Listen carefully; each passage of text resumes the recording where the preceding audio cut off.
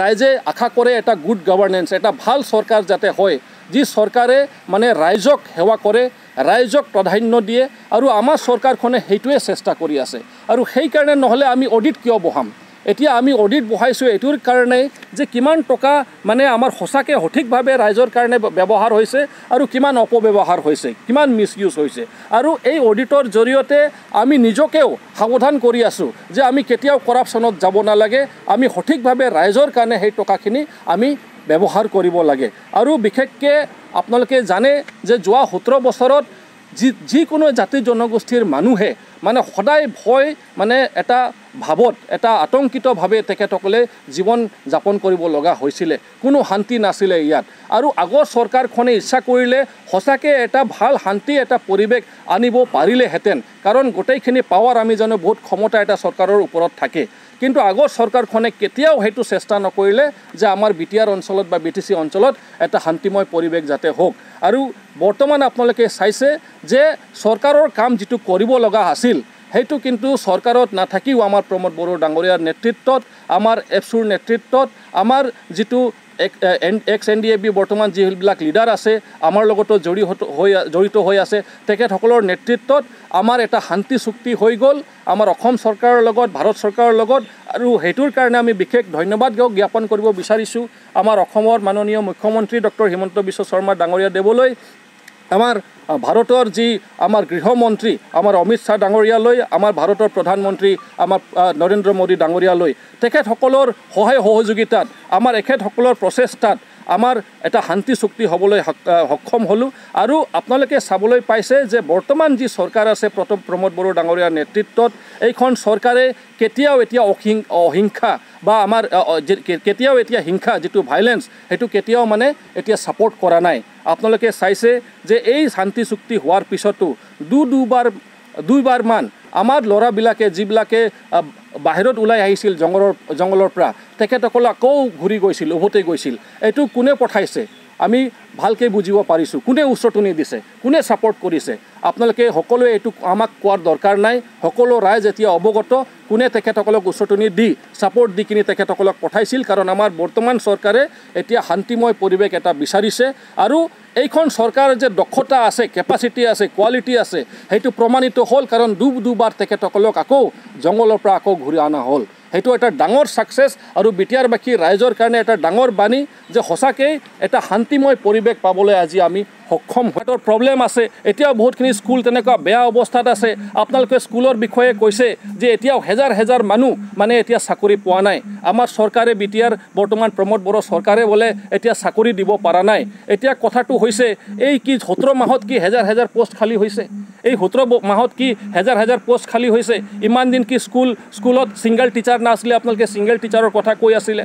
তো আপোনালোকৰ সময়ত আপোনালোকে কি কৰিলে? ইমান দিনৰ পৰা এইটোতো 17 মাহত যে ইমানখিনি ভেকেঞ্চি হৈ গ'ল এইটোতো কথা নহয়। তো সেই সময়ত আপোনালোকে কিয় ফিল আপ কৰা নাই? আপোনালোকৰতো দায়িত্ব আছিলে, আপোনালোকে নিজে চৰকাৰত আছিলে। সেইখিনি কুৱেশ্যন আমি আপোনালোকক কৰিব বিচাৰিছোঁ। আৰু এতিয়া যিটো বোজা আপোনালোকে 3000 কোটি টকাৰ বোজা যিটো আমাৰ চৰকাৰৰ ওপৰত, আমাৰ UPPL BJP GSP চৰকাৰৰ ওপৰত যিটো আপোনালোকে বোজা এটা দি গৈছে, সেইটোৰ দায়িত্ব কোনে ল'ব? আপোনালোকেতো সেইটো পইচা তেখেত কণ্ট্ৰেক্টৰবিলাকক নিদিয়ে। আপোনালোকে কৈ আছে যে বহুতখিনি কণ্ট্ৰেক্টৰক তেখেতসকলে মানা কৰিছে, কাম কৰিবলৈ দিয়া নাই। আৰে আপোনালোকে ফাণ্ড নাথাকি আপোনালোকে কাম দিছে, ফাণ্ডটো তো থাকিব লাগিব। আপোনালোকে 3000 কোটি টকাৰ যিটো বোজা দিছে, বহুতে কণ্ট্ৰেক্টৰ এতিয়া হাইকোৰ্টত কেছ দিছে, এতিয়া সেইটোৰ দায়িত্ব আপোনালোকে গ্ৰহণ কৰিব নেকি? এইটো ফাণ্ড নথকাকৈ আপোনালোকে যে কামবিলাক ৱৰ্ক অৰ্ডাৰবিলাক দিছে, এডমিনিষ্ট্ৰেটিভ এপ্ৰুভেল দিছে, তো আপোনালোকৰ কোনো প্লানিং নাই, ছিষ্টেমেটিক কোনো কাম কাজ কৰা নাই আপোনালোকে। আৰু এতিয়া আপোনালোকে বৰ্তমানৰ চৰকাৰক দুখী আছে। তো এইবিলাকে কুৱেশ্যন আপোনালোকৰ ওপৰত যে বহুতখিনি এইখিনি যিটো আমি এতিয়া অডিট কৰাই আছোঁ, অডিটত বহুতখিনি তথ্য ওলাই আহি আছে যে বহুতখিনি কাম যিটো হোৱা নাই সেইটোৰ বিল ভাউচাৰবিলাক আপোনালোকে বা আপোনালোকৰ যিটো কৈ আছে যে আপোনালোকৰ কণ্ট্ৰেক্টৰবিলাকে যাক আপোনালোকে দায়িত্ব দিছিলে বা কাম দিছিলে তেখেতসকলে কাম নকৰাকৈ যে বিল ভাউচাৰ জমা দিছে। আমি যেতিয়া ফিল্ডত যাওঁ ভেৰিফাই কৰোঁ, তাত কোনো কাম হোৱা নাই। তেনেকুৱা ধৰণৰ কমচে কম 7টা ডিপাৰ্টমেণ্টৰ পৰা আমি 900 কোটি টকাৰ তেনেকুৱা আমি কেলেংকাৰী পাইছোঁ, যিটো মানে আপোনালোকে চৰকাৰত থাকিলে ভুৱাভাৱে কাৰণ বা আপোনালোকৰ নিজৰ হয়তো অতিথিক নিজৰ আপোনালোকৰ মানুহক নিজৰ কণ্ট্ৰেক্টৰবিলাকক আপোনালোকে সেইখিনি টকা দিলে হয়, বা তাতে আপোনালোকৰে কিবা এটা মতমেল ভিতৰত এটা ভাল এটা আপোনালোকৰ তালমেল আছিলে। তো এইখিনিয়ে কথা আমি ক'ব বিচাৰিছোঁ আপোনালোকক যে আপোনালোকৰ নিজৰ যিটো দুখ নিজৰ যিটো আপোনালোকে ছিষ্টেমটোক যে ইমান বেয়া কৰি দিছে ইমান যে ইয়াত কৰাপশ্যন হৈছে ইয়াত যে ইমান পাব্লিকৰ মানি পাব্লিকৰ ৰাইজৰ টকা পইচা মিছইউজ হৈছে সেইখিনিৰ দায়িত্ব কোনে ল'ব সেইখনৰ জবাবদিহি কোনে হ'ব আপোনালোকে হ'ব লাগিব সেইখন আপোনালোকে আগত ক্লিয়াৰিফাই কৰক যে ক'ত কেনেকুৱা মিছইউজ হৈছে সেই টকাবিলাক তেতিয়া আপোনালোকৰ মানে প্ৰশ্ন সোধাৰ তেতিয়া আমি ভাবিম যে সঁচাকৈ আপোনালোকে যোগ্য যে আপোনালোকৰ নিজৰ যিটো দাগ আপোনালোকে ধুই লৈছে তাৰপিছত আমাক কুৱেশ্যন কৰক তেতিয়া আমি ভাবিম যে সঁচাকৈ আপোনালোকে কুৱেশ্যন কৰাৰ অধিকাৰ আছে আৰু বিশেষ আমাৰ মুঠতে 26খন ৰাস্তা হৈছে অকল কোকলাবাৰী সমষ্টিত 26খন ৰাস্তা অকল কোকলাবাৰী সমষ্টিত হৈছে সেইটো আপোনালোকৰ জৰিয়তে আমি ৰাইজৰ সন্মুখত দাঙি ধৰিব বিচাৰিছোঁ তেখেতসকলে যিটো দাবী কৰিছে যে ইয়াত একো কাম হোৱা নাই এতিয়া আমি স্পষ্টকৈ আপোনালোকে ভেৰিফাই কৰিব পাৰে আমি মানুহক লৈ যাব পাৰিম 26খন ৰাস্তা ইয়াত হৈছে আৰু ইয়াত 23খন অংগনৱাড়ী চেণ্টাৰ আৰু তাৰ ভিতৰত 5খন মডেল অংগনৱাড়ী চেণ্টাৰ বনোৱা হৈছে অংগনৱাড়ী চেণ্টাৰ 23খন আৰু তাৰ ভিতৰত 5খনটো আমাৰ মডেল অংগনৱাড়ী চেণ্টাৰ বনোৱা হৈছে তাৰপিছত ইয়াত আছে যে টোটাল 8 ইৰোশ্যন প্ৰটেকশ্যন স্কিম মানে আমাৰ বান্ধ না যেটো মানে গৰাখহনীয়া হেতুৰ 8খন প্ৰজেক্ট ইয়াত কাম কৰা হৈ আছে হেতু আপোনালোকৰ জৰিয়তে আমি জনাব খুজু তাৰপিছত ইয়াত আমাৰ college of agro forestry and বায়োডাইভাৰ্চিটিৰ ফাউণ্ডেশ্যন হেতু অলৰেডি কৰা হৈছে হেতু কাম অলৰেডি আৰম্ভ হৈছে তাৰপিছত ইয়াত আছে যে আমাৰ 8খন কম্পোজিট স্কুল ইয়াত বনোৱা হৈছে কোকলাবাৰীৰ ভিতৰত তাৰ ভিতৰত যিবিলাক হয়তো ক্লাছ 10 লৈকে আছিল এতিয়া আপগ্ৰেডেশ্যন হৈ ক্লাছ 12 লৈকে যাব তো সেই তেনেকা ধৰণৰ মানে কাম অলৰেডি কৰা হৈছে ইয়াত আমাৰ কোকলাবাৰীৰ ভিতৰত সায়েন্স ষ্ট্ৰীম কোনো কলেজত কোনো ইনষ্টিটিউচনত নাছিলে সায়েন্স ষ্ট্ৰীম পঢ়াৰ কাৰণে আমাক বহুতে আমাৰ বেলেগ বেলেগ জাগাত যাব লগা হৈছিল পাঠশালা বৰপেটা বা তেনেকুৱা বেলেগ জাগাত যাব লগা হৈ আছিল কিন্তু এতিয়া এখন চৰকাৰ আহাৰ পিছত আমাৰ এতিয়া বিবি কিষাণ কলেজ যেটো জালাহ তাতে এটা সায়েন্স ষ্ট্ৰীম ইন্ট্ৰোডিউস কৰি দিয়া হৈছে আৰু তাৰ লগে লগে মানে এটা স্মাৰ্ট ক্লাছৰুম বনোৱা হৈছে তাৰ পিছত আপোনাৰ যেটো কেসি কলেজ আছে হেতু মানে এডিশনাল ক্লাছৰুমৰ কাৰণে আৰু বিশেষ খোৱা পানী মানে যেটো water and sanitation and hygiene যেটো ফেসিলিটি কয় ওয়াশ বুলি কয় সেই ফেসিলিটিৰ কাৰণে এটা স্কিম বা প্ৰজেক্ট ধৰা হৈছে যাৰ জৰিয়তে বিশুদ্ধ খোৱা পানী কলেজৰ ল'ৰা ছোৱালীবিলাকে পাব আৰু যেটো এডিশনাল ক্লাছৰুম যেটো অসুবিধা হৈ আছিল কম হৈ আছিল সেইখিনি সাগে 1 crore rupees এটা এমাউন্ট দিয়া হৈছে আমাৰ বিচিসি ফালৰ পৰা আমাৰ উৰ্খা গৌৰা ব্ৰহ্মৰ ডাঙৰীয়াত ফালৰ পৰা আকৌ 15 লাখ টকা আৰ্ট ফিলিঙৰ কাৰণে দিয়া হৈছে তো এইবিলাক কাম তেখেতসকলে আমাৰ চৰকাৰ ফালৰ পৰা কৰা হৈছে আৰু লগতে আমি চাইছো যে যোৱা চৰকাৰৰ বেলিত যেটো সাপ্লাই তেখেতসকলে বিশেষকৈ কম্বল হুটা কম্বল আৰু মানে আমব্ৰেলা মানে হেতুৰ যেটো চলি আছিল আৰু ৰাইজক তেখেতসকলে বিতৰণ কৰি আছিল আৰু হেতুত কোনো কোৱালিটি নাছিল হেতুৰ জৰিয়তে কোনো তেনেকুৱা বেনিফিট হোৱা নাছিল এতিয়া আমাৰ চৰকাৰ কোনে ভাবিছে যে আমি কনষ্ট্ৰাকটিভলি যিখিনি ফান্ড আহিছে ৰাইজৰ কাৰণে কনষ্ট্ৰাকটিভলি আমি ব্যৱহাৰ কৰিব লাগে যাতে সঁচাকৈ আমাৰ ৰাইজে লাভান্বিত যাতে হ'ব পাৰে চৰকাৰ ফালৰ পৰা মানে ইন্ট্ৰোডিউস কৰা হৈছে যেনেকুৱা এটা হৈছে জ্ঞান সুৰাং বিথাংকি এটা স্কিম দিয়া হৈছে মানে আমাৰ যিমান দুখীয়া ল'ৰা ছোৱালীবিলাক আছে দুখীয়া ঘৰৰ ল'ৰা ছোৱালীবিলাক আছে তেখেতসকলে হয়তো পঢ়া শুনাৰ কাৰণে কিবা কাৰণত অসুবিধা পাই আছে হয়তো গাড়ী ভাড়াৰ অসুবিধা পাই আছে হয়তো তেখেতসকলৰ ড্ৰেছ পাতিৰ কাৰণে অসুবিধা পাই আছে হয়তো কিবা এটা কিতাপ কিনাৰ কাৰণে বা নোটবুক কিনাৰ কাৰণে অসুবিধা পাই আছে তো তেখেতসকলে যাতে ডাইৰেক্ট বেনিফিটেড হয় সহায় হয় ভাল প্ৰত্যেকখন সমষ্টিৰ পৰা তেখেতসকলক আইডেন্টিফাই কৰি কমসে কম 200 জনকে তেনেকুৱা এটা টাৰ্গেট লোৱা হৈছিল আৰু সেই হিচাপে আমাৰ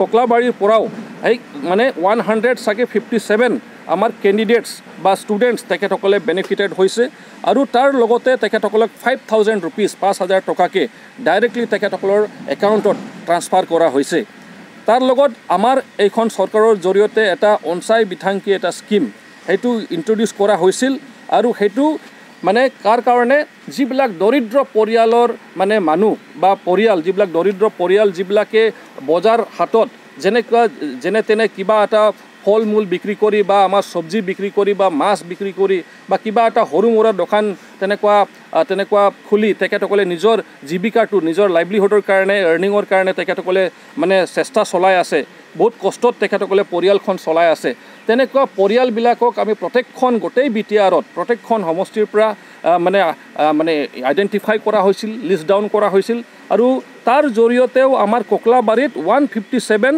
টোটাল তেনেকুৱা পুৱাৰ ফেমিলিজ মানে দুখীয়া পৰিয়ালবিলাকে লাভান্বিত হৈছে। তেখেতসকলক 5,000 ৰুপিজকৈ 5,000 টকাকৈ দিয়া হৈছে, যাতে তেখেতসকলে সেইটোৰ জৰিয়তে নিজৰ যিটো বিজনেছ যাতে অকণমান বঢ়াব পাৰে, এনহেঞ্চ কৰিব পাৰে আৰু তেখেতসকলৰ ইনকাম লেভেলটো যাতে অলপ বাঢ়ি যায়। তো তেনেকুৱা ধৰণৰ মানে আমাৰ বিভিন্ন ধৰণৰ সহায় সহযোগিতা আমাৰ চৰকাৰ ফালৰ পৰা আগবঢ়োৱা হৈছিল। তাৰপিছত আছে যে কমচে কম 150টা দুখীয়া পৰিয়ালে ফাইনেন্সিয়েল এছিষ্টেঞ্চ পাইছে CM ৰিলিফ ফাণ্ডৰ জৰিয়তে। তাতে 8,000ৰ পৰা মানে 15,000 টকাৰ এটা ফাইনেন্সিয়েল এছিষ্টেঞ্চ কমচে কম 150টা দুখীয়া পৰিয়ালে তেখেতসকলে পাইছে। আৰু এটা ট্ৰাইবেল ৰেষ্ট হাউচ এটা চেংচন কৰা হৈছে, এইটো কেশৱ নগৰ চিমলাত।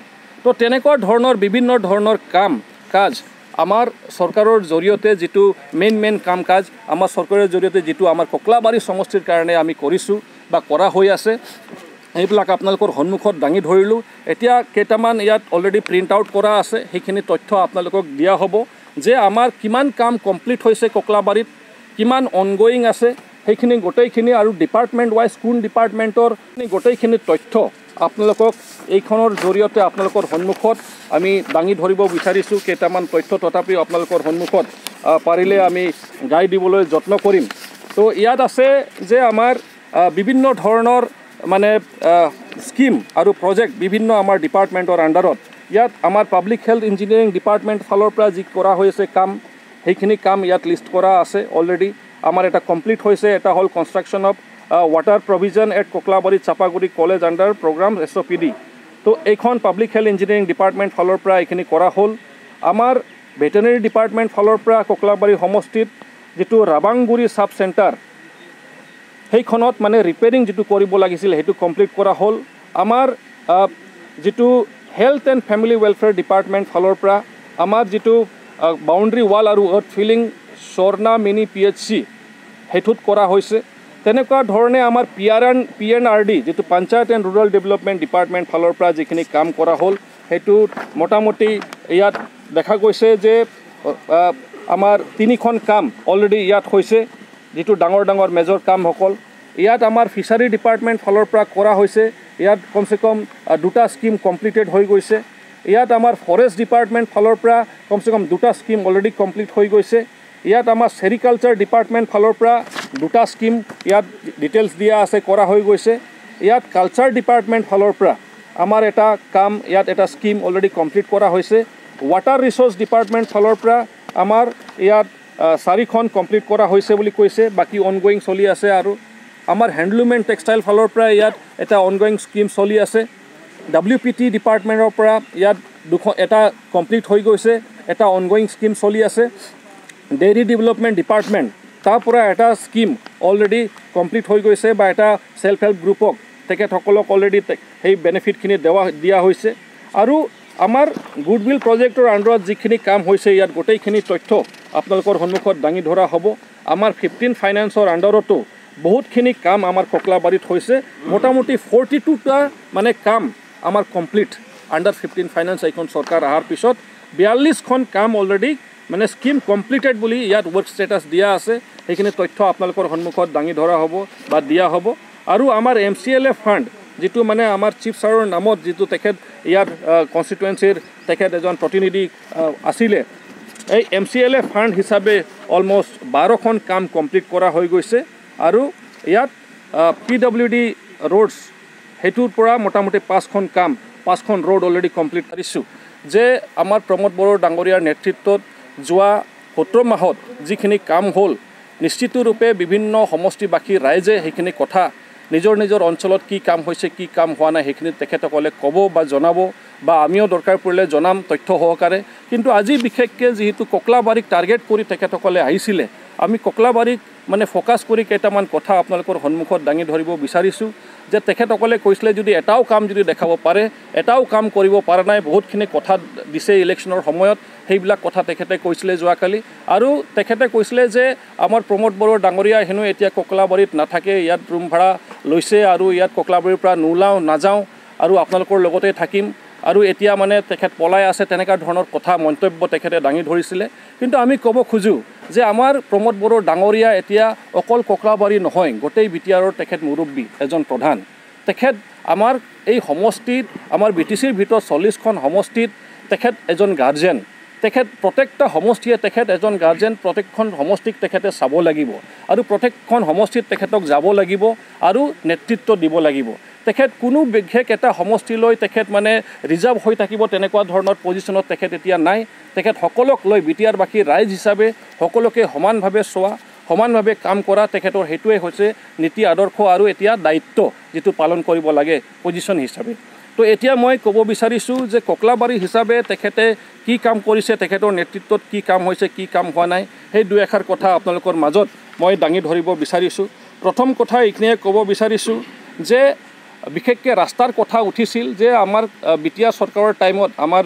প্ৰমোদ বড়ো ডাঙৰীয়াৰ নেতৃত্বত হেনো খালি 5 কিলোমিটাৰ ৰাস্তা হৈছে সেইটো কিবা এটা তেখেতসকলৰ হয়তো যিটো ইনফৰমেশ্যন বা ডেটা যিটো পাইছে বা দেখাই আছে ভুল হ'ব পাৰে কাৰণ মানে প্ৰিণ্টিং হয়তো ভুল হ'ব পাৰে বা তথ্যটোৱে তেখেতসকলে বেলেগ তথ্য দেখাই আছে কাৰণ ইয়াত যিটো কাম হৈছে আপোনালোকক স্পষ্ট কৰি দিব বিচাৰিছোঁ যে কমচে কম আমাৰ গুডউইল প্ৰজেক্টৰ জৰিয়তে 700 কিলোমিটাৰ আমি ৰাস্তা বনাইছোঁ আমাৰ এখন চৰকাৰ অহাৰ পিছত 700 কিলোমিটাৰ আৰু বাকী যিটো আমাৰ PWD আছে আমাৰ ডিপাৰ্টমেণ্ট আছে তাৰ জৰিয়তে মোটামুটি এৰাউণ্ড 300 কিলোমিটাৰ ৰাস্তা বনোৱা হৈছে তো অলমষ্ট টোটাল 1000 কিলোমিটাৰ ৰাস্তা এই 17 মাহৰ ভিতৰত ক'বলৈ গ'লে একচুৱেলি তো 8-9 মাহে আমি চান্স পাইছোঁ এই 17 মাহৰ ভিতৰত বনোৱা হৈছে তো এইখিনিয়ে আপোনালোকৰ জৰিয়তে আমি স্পষ্ট আমাৰ বিভিন্ন আমাৰ ইয়াত ex-NDFB যিসকল আছে তেখেতসকলক হেনো বৰ্তমান চৰকাৰে কোনো গুৰুত্ব প্ৰদান কৰা নাই কিন্তু বিটিআৰ ৰেকৰ্ডৰ যিটো ক্লজ আমি এটাকে যিটো ইমপ্লিমেণ্ট হৈ আছে তাৰ ভিতৰৰ পৰা বিশেষকৈ ex-NDFB সকলক লৈ আমি ক'ব বিচাৰিছোঁ যে বহুতখিনি কেছ অলৰেডি ডিছপ'জ কৰা হৈছে বহুতখিনি কেছ অলৰেডি ডিছপ'জ কৰা হৈছে বহুতখিনি কেডাৰ্ছক অলৰেডি ৰিহেবিলিটেট কৰা হৈছে কাৰণ তেখেতসকলক অলৰেডি 4 লাখ ৰুপিজকৈ 4 লাখ টকাকৈ অলৰেডি তেখেতসকলক দিয়া হৈছে আৰু বিশেষকৈ আপোনালোকক এইখিনি কথা জনাবলৈ মই সুখী হৈছোঁ যে আমাৰ চৰকাৰে চেষ্টা কৰি আছে যে আমাৰ ইয়াত আপোনালোকৰ সময়ৰ পৰাই আনএমপ্লয়মেণ্ট যে বহুত বাঢ়ি গৈছিল বহুত মানুহক আপোনালোকেও কোনো চাকৰি দিব নোৱাৰিলে বহুত ল'ৰা ছোৱালীবিলাক গ্ৰেজুৱেট হৈ তেখেতসকলে পঢ়া শুনা কৰি শিক্ষিত হৈ একো চাকৰি বাকৰি পাব নোৱাৰিলে আমি সেইটোৰ কাৰণে আমি আমাৰ চৰকাৰ ফালৰ পৰা বিভিন্ন ধৰণৰ আমি মিছন লঞ্চ কৰি আছোঁ যাতে সকলোকে আমি সংস্থাপন দিব পাৰোঁ আমি যিটো ওৱান ভোট ওৱান জবৰ কথা যিটো এলিগেশ্যনছ আপোনালোকে আনি আছে আমি জব বুলি এইটো কোৱা নাই যে চৰকাৰী চাকৰিটো বহুত ধৰণৰ হ'ব পাৰে চাকৰিটো চৰকাৰীও হ'ব পাৰে বেচৰকাৰীও হ'ব পাৰে মুঠতে আপুনি যেতিয়া সেলফ এমপ্লয়েড হৈ গ'ল আপুনি মানে এটা চাকৰিৰ নিচিনাই হৈ গ'ল আমি সেই সেলফ এমপ্লয়মেণ্টটো আমি প্ৰমোট কৰিব বিচাৰিছোঁ চাকৰি যিমান আছে সেইটো দিয়া হ'বই কিন্তু তাৰ বাহিৰে আমি সেলফ এমপ্লয়মেণ্ট যিটো প্ৰমোট কৰিবলৈ গৈ আছোঁ তাৰ ভিতৰত আমাৰ pig mission Bodoland pig mission এটা ডাঙৰ মিছন ড্ৰিম মিছন এটা লঞ্চ কৰা হৈছে যাৰ জৰিয়তে বহুত হাজাৰ আমাৰ দুখীয়া পৰিয়ালবিলাকে লাভান্বিত হ'ব এই পিগ মিছনৰ জৰিয়তে আমাৰ ফালৰ পৰা আমি Bodoland skill employment and entrepreneurship development mission আমি লঞ্চ কৰিছোঁ যাৰ জৰিয়তে বহুত আমাৰ যিমান বেকাৰ ল'ৰা ছোৱালীবিলাক আছে আনএমপ্লয়ড হৈ আছে তেখেতসকলক স্কিল ডেভেলপমেণ্টৰ ট্ৰেইনিঙৰ জৰিয়তে কি ধৰণে তেখেতসকলে মানে সেলফ এমপ্লয়েড হ'ব কি ধৰণে তেখেতসকলে স্বাৱলম্বী হ'ব নিজৰ ভৰিত নিজে থিয় হ'ব পাৰিব সেইখিনি আমি কাম কৰিবলৈ আৰম্ভ কৰিছোঁ আমাৰ ইয়াত এতিয়া মাছৰুম মিছন হৈছে কাৰণ আমাৰ ইয়াৰ পৰা বহুত মাছৰুম কাল্টিভেশ্যন হয় কিন্তু সেই ফাৰ্মাৰ্ছবিলাকক আমি কেতিয়াও আগত প্লেটফৰ্ম দিয়া নাছিলোঁ আমি সেই ফাৰ্মাৰ্ছবিলাককো প্লেটফৰ্ম দিম এইখন মিছনৰ জৰিয়তে আৰু আমি প্ৰমোট কৰিম যাতে আকৌ বেছি ফেমিলি যিটো দৰিদ্ৰ পৰিয়ালবিলাক যাতে এইটোৰ লগত জড়িত হ'ব পাৰে যাতে সঁচাকৈ যিটো প্ৰত্যেক পৰিয়ালক যাতে আমি লাভান্বিত কৰিব পাৰোঁ তেনেকুৱা আমাৰ ষ্টেপ বাই ষ্টেপ এইটোতো জাষ্ট 17 মাহ হৈছে আৰু 3.5 বছৰ কমচে কম আমাৰ হাতত আছে বহুতখিনি তেনেকুৱা কাম কৰিবলৈ গৈ আছোঁ যাৰ জৰিয়তে প্ৰত্যেকখন গাঁৱত প্ৰত্যেকখন পৰিয়াল লাভান্বিত হ'ব সেইটো আপোনালোকক কৈছোঁ আৰু এই 5 বছৰ ভিতৰত আপোনালোকে চাই থাকক নিশ্চিত ৰূপে গোটেইখিনি জাতি জনগোষ্ঠীৰ মানুহ লাভান্বিত হ'ব আৰু কি কওক নকওক বহুতে কৈ আছে BPF-এ কৈ আছে চৰকাৰ ভাঙিব আমি চৰকাৰ গঠন কৰিম কিন্তু কাৰ লগত তেখেতসকলে চৰকাৰ কৰিব কাৰ লগত তেখেতসকলে চৰকাৰ গঠন কৰিব সেইটো কোৱেশ্চনটো সবৰ মনত নিশ্চয় উৎপন্ন হৈছে আৰু সেইকাৰণে আপোনালোকৰ জৰিয়তে এইখিনিয়ে কথা ক'ব বিচাৰিছোঁ যে UPPLৰ যদি নকৰে হ'লে বিজেপিৰ লগত কৰিব লাগিব। কিন্তু বিজেপিৰ আমাৰ যিজন মেইন প্ৰধান চিফ মিনিষ্টাৰ দেৱ তেখেতেতো অলৰেডি স্পষ্টীকৰণ দি দিলে মিডিয়াৰ জৰিয়তে যে আমাৰ যিটো বৰ্তমান বিজেপি UPPL GSP চৰকাৰ এইখনেই থাকিব। সেইকাৰণে আমাৰ ৰাইজে ভুল বুজিব নালাগে, আতংকিত হ'ব নালাগে। তেখেতসকলে বহুত বিভ্ৰান্তিমূলক তেনেকুৱা মন্তব্য দি থাকিব। আপোনালোকে এতিয়া যিটো আমি প্ৰেছৰ জৰিয়তে যিখিনি মেছেজ আপোনালোকক দিছোঁ, আমি ভাবোঁ যে আপোনালোকে নিশ্চিত ৰূপে আপোনালোকে এতিয়া সজাগ হৈছে বা আপোনালোকে কথাখিনি তথ্যখিনি অলৰেডি পাই গৈছে। আৰু সেইকাৰণে সৰ্বশেষত এইটোৱে অনুৰোধ জনাইছোঁ যাতে আমাৰ মণ্টু বড়ো দেৱ ডাঙৰীয়াক ট্ৰেক্টৰ চিহ্নত বিপুল ভোটত আপোনালোকে যাতে জয়যুক্ত কৰিব পাৰে সেইখিনিয়ে অনুৰোধ থাকিল। সকলোলৈ ধন্যবাদ। 151 যোৱা বছৰ আগষ্ট মাহত 851 টিচাৰক এপইণ্টমেণ্ট দিয়া হৈছে। কিছুদিন পূৰ্বে 20 জন LP টিচাৰক ৰেগুলাৰ টিচাৰক এপইণ্টমেণ্ট দিয়া হ'ল। 60 টিচাৰক টিউটাৰ টিচাৰক এপইণ্টমেণ্ট দিয়া হ'ল। তাৰোপৰি আমাৰ CSB যিহেতু নাই, চেণ্ট্ৰেল ছিলেকশ্যন বৰ্ড যিহেতু আমাৰ ভিতৰত বৰ্তমান নাই, তাৰ কাৰণে এটা উচ্চস্তৰীয় কমিটি য'ত কোনো পলিটিকেল পাৱাৰ নাথাকিব, পলিটিকেল ইণ্টাৰফাৰেঞ্চ নাথাকিব, কোনো নেতা নেত্ৰী নাথাকিব, কোনো বিষয়া মানে অনলি চৰকাৰী বিষয়াৰ দ্বাৰা এই কমিটিখন ফৰ্ম কৰা হৈছে। এই কমিটিৰ জৰিয়তে অতি শীঘ্ৰে পৰ্যায়ক্ৰমে নিয়ম নীতিৰ মাধ্যমত আমাৰ কিছু নিযুক্তি প্ৰক্ৰিয়া আৰম্ভ হ'ব বুলি আমি ব্যৱস্থা লৈছোঁ, আমি আপোনালোকক জনাইছোঁ। গতিকে তেওঁলোকে যিবোৰ কথা কৈছে যোৱাকালি, সেই কথাবোৰ ৰাইজে জানে যে নিৰ্বাচনক কেন্দ্ৰ কৰি কোৱা কথা এইবোৰ। কিন্তু আজি ককলাবাৰী সমষ্টিৰ ৰাইজে দেখিছে যোৱা 17 মাহত ককলাবাৰী কি উন্নয়ন হৈছে। আমাৰ বন্ধু উইলছন হাজদা ডাঙৰীয়াই আপোনালোক অৱগত কৰাইছে তথ্যভিত্তিক। গতিকে এই ক্ষেত্ৰত আমি এইখিনি কথাই ক'ম যে ককলাবাৰী সমষ্টিৰ ৰাইজে যিহেতু ইয়াত এজন চিফ পাইছিলে আৰু চিফৰে উত্তৰাধিকাৰী হিচাপে উত্তৰসূৰী হিচাপে মণ্টু বড়োক সকলোৱে পচন্দ কৰিছে। মণ্টু বড়োক সকলোৱে বিচাৰে। আমি এই ফিল্ডত ঘূৰি গম পালোঁ, জানিব পাৰিলোঁ সমগ্ৰ ৰাইজ মণ্টু বড়োৰ লগত আছে বুলি আমাক জনাইছে। ধন্যবাদ। কেন্দ্ৰিক প্ৰচাৰ অভিযানৰ লগত সংগতি ৰাখি ৰাইজৰ ভালৰ কাৰণে, ৰাইজৰ মংগলৰ কাৰণে যোগাত্মক দিশত কথা ক'লে ভাল। কিন্তু যোৱাকালি BPF দলৰ এজন জ্যেষ্ঠ নেতা জেৰহাছাদ বসুমতাৰীয়ে যিখিনি কথা ক'লে, সেইবোৰ কথা আচলতে মানে অৰ্থহীন, কোনো যোগাত্মক কথা নহয়। কাৰণ তেখেতে অকল সমালোচনা কৰাৰ কথা কৈছে। তেখেতসকলৰ পজিটিভ কনচেপ্ট কি, তেখেতসকলে কি কৰিছিলে, অহা দিনত কি কৰিব, সেইবোৰ কথা কিন্তু কোৱা নাই। অকল মানে প্ৰমোদ বড়ো চৰকাৰ ভাল নহয়, প্ৰমোদ বড়ো ডাঙৰীয়া একো কৰা নাই, চৰকাৰে একো নকৰিলে, এইবোৰ কথা কৈয়ে তেওঁ বিশ্লেষণ কৰিয়ে কালি মানে প্ৰেছ মিটৰ সময়খিনি পাৰ কৰিলে। এতিয়া কথাটো হ'ল এটি চৰকাৰে 17 বছৰ শাসন কৰিলে আৰু এটি চৰকাৰে 17 মাহ শাসন কৰিলে। 17 বছৰত এটি শিশুৱে জন্মৰ পৰা হাইস্কুল শিক্ষান্ত পাছ কৰি লয়, জন্মৰ পৰা মেট্ৰিকৰ দেওনা পাৰ কৰে 17 বছৰত। আৰু 17 মাহত এটি শিশুৱে কিন্তু নিজৰ কথাখিনিও ভালকৈ ক'ব নোৱাৰে, নিজৰ কথা মানে কথাও মানে স্পষ্টভাৱে ফুটি নাহে। গতিকে আমি এইকাৰণে কৈছোঁ যে 17 বছৰ আৰু 17 মাহৰ ডিফাৰেঞ্চটো যদি আমি ক'ব বিচাৰোঁ, তেনেহ'লে আজিৰ সমাজত প্ৰায় সকলো মানুহে জনা বুজা মানুহ, সকলোৱে জানে, সকলোৱে বুজি পায় যে 17 বছৰৰ লগত 17 মাহৰ তুলনা কেতিয়াও নহয়। আৰু সমালোচনা কৰা আমাৰ উদ্দেশ্য নহয়। তেওঁলোকে কি কৰিছিলে, কি পন্থাৰে কাম কৰিছিলে, মধ্যভোগী কিছুমানে যে কিছুমান কাম কৰি পেলাই সাধাৰণ ৰাইজক সমস্যাত পেলালে।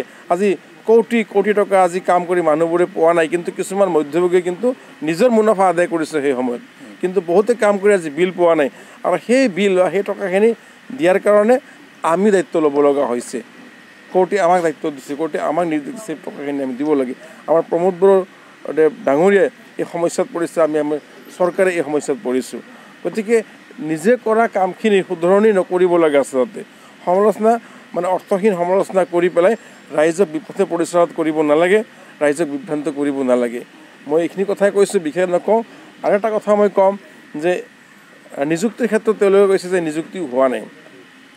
নিযুক্তিৰ প্ৰক্ৰিয়া আমিও চলাই আছোঁ, মানে আমিও চেষ্টা কৰি আছোঁ। আমাৰ চৰকাৰে, আমাৰ প্ৰমোদ বড়ো ডাঙৰীয়াই চেষ্টা কৰি আছে, চিফ ডাঙৰীয়াই চেষ্টা কৰি আছে আমি কেনেকৈ নিযুক্তি দিব পাৰোঁ। কিন্তু আজি নিযুক্তিৰ ক্ষেত্ৰৰ কথাখিনি অকল আমাৰ ইয়াতে নহয়, গোটেই অসম, গোটেই ভাৰতবৰ্ষতে নিযুক্তিৰ ক্ষেত্ৰত সমস্যা আছে তথাপি আমাৰ অসম চৰকাৰে হওক বা BTR চৰকাৰৰ নিযুক্তিৰ প্ৰক্ৰিয়া আৰম্ভ কৰিছে উদাহৰণস্বৰূপে যোৱা